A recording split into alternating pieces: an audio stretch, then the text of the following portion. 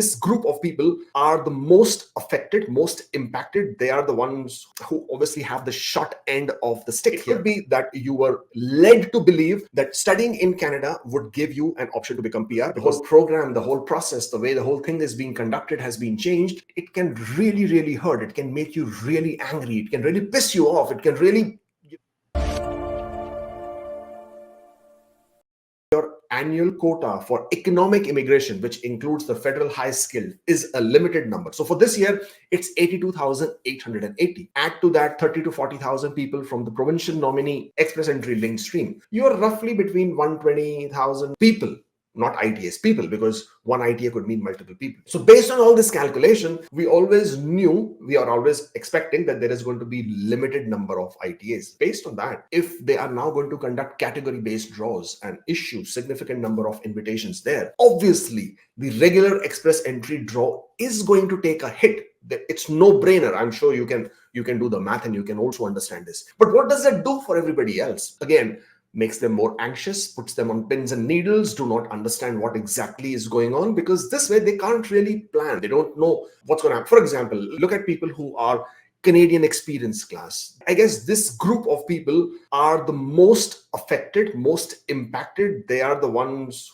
who obviously have the short end of the stick here. They have the raw bargain, and it just doesn't make sense, right? And listen, guys, who's federal skilled workers? I'm not against federal skilled workers. I'm not for CEC. I'm not doing that kind of a thing, but I'm just explaining. People who are CECs, why are they CECs in the first place? And I know I'm deviating from this one, what we are talking about from the stream, but this is an important subject, right? If you are a CEC, the reason why you are a CEC is because you came to Canada with certain expectations, understandings based on what IRCC has been telling you, what IRCC has been promoting, what IRCC has been talking. When I'm saying IRCC, I mean Canada. It could be that you were led to believe that studying in Canada would give you an option to become PR because that's an established pathway. Heck, I have said that so many times because it is an established pathway, right? You can come to Canada, you can study, you can get a work permit. By work permit, you can also be eligible for different PNP streams. So many options there if you come to Canada as an international student. Over the last few years, starting from 2018, 2019, 2020, 2021, people have been regularly coming to Canada, studying in Canada, spending a lot of money, of course, and then just slogging it out